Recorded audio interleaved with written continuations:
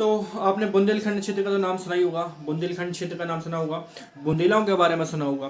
तो मैं आपको बताऊंगा कि जो बुंदेलखंड नाम है वो बुंदेलखंड नाम कैसे पड़ा और जो बुंदेला हैं वो कौन थे। तो सबसे पहले अगर हम बात करते हैं कि बुंदेला कौन थे, तो आपने अगर मध्यकाल पढ़ा होगा तो मध्यकाल मतलब मध्य भारत पढ़ा होगा।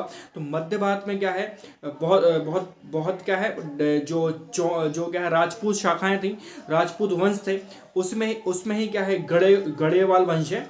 गढ़ेवाल वंश में जो गढ़ेवाल डायनेस्टी है, जो आपने सुना होगा जयचंद के बारे में सुना होगा। तो जयचंद के यही सामंत कौन थे, जयचंद के सामंत ही कौन, बुंदेला ही कौन थे, जयचंद के सामंत थे। तो इतनी बात क्लियर होगी आपको कि बुंदेला कौन थे। अगर हम बात करें फिर नामकरण की कि इसका जो बुंदेलखंड है वो नाम कैसे पड़ा, तो अगर हम इसके नामकरण की दो कहानी है, एक तो क्या है ज्योग्राफिक और एक है हमारी धार्मिक।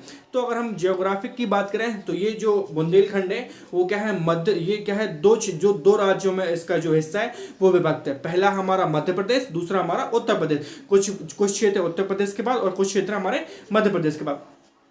तो इसके जो सामंत थे, सामंत में एक नाम आता है कौन, हेमकरण, जिसको क्या है हम कहते हैं पंचम दास।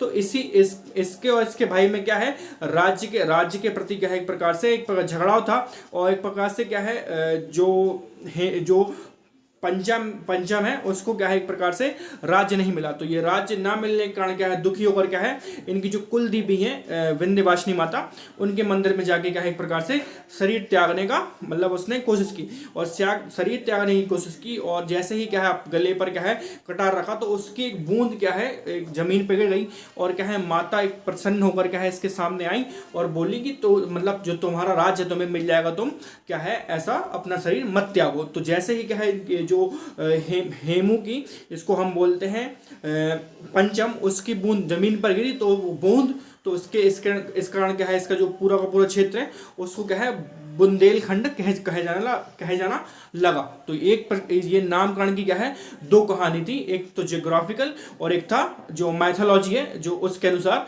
एक धार्मिक है और एक जो जियोग्राफिक है। तो वो नामकरण की दो कहानी है। तो आपको समझ में आया होगा कि बुंदेला कौन थे और जो बुंदेलखंड नाम किस प्रकार पड़ा।